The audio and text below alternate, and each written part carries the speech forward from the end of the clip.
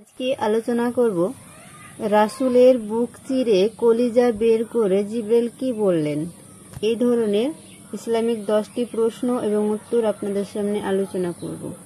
ভিডিওটি ভালো লেগে থাকলে চ্যানেলটিকে সাবস্ক্রাইব করে পাশে থাকবেন সবাই। তো শুরু করছি। 1 নম্বর প্রশ্ন হচ্ছে, পরিবর্তিত অবস্থায় দেখে হালিমার সাথীরা কি মন্তব্য করল?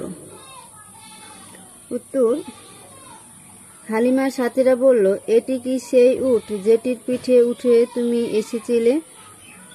হ্যাঁ, সূচক উত্তর এলে তারা বলেন, নিশ্চয় এর সাথে বিশেষ কোনো রহস্যজনক ব্যাপার ঘটে গেছে।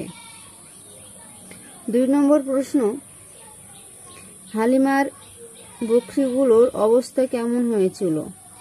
উত্তর, অন্যান্যদের বকরির দুধ না দিলেও হালিমার বকরি পর্যাপ্ত দুধ দিত।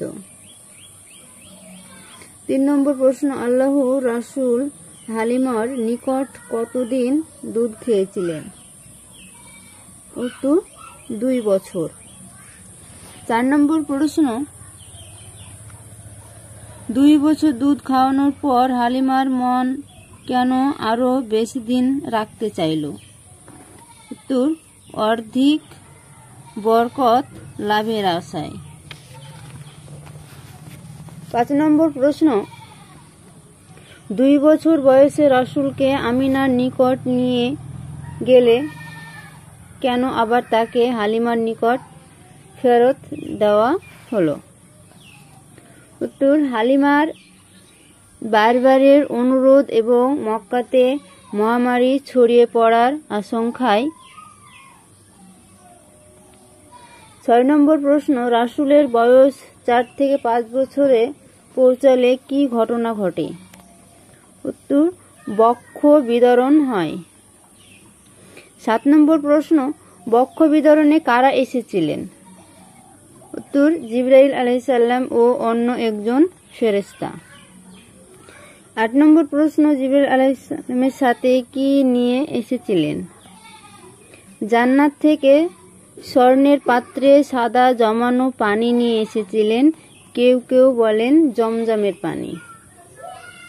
9 নম্বর প্রশ্ন, রাসূলের বুক চিরে কলিজা বের করে জিবরাইল কি বললেন?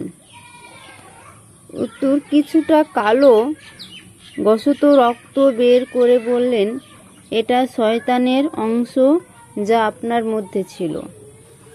10 নম্বর প্রশ্ন, হৃৎপিণ্ডটি কি দিয়ে ধৌত করলেন? উত্তর, জমজমের পানি দিয়ে ধুয়ে দিলেন এবং যথাস্থানে জোড়া লাগিয়ে দিলেন। আজ এই পর্যন্ত। আবার পরের ভিডিওতে আমাদের সামনে ইসলামিক প্রশ্ন এবং উত্তর আলোচনা করব।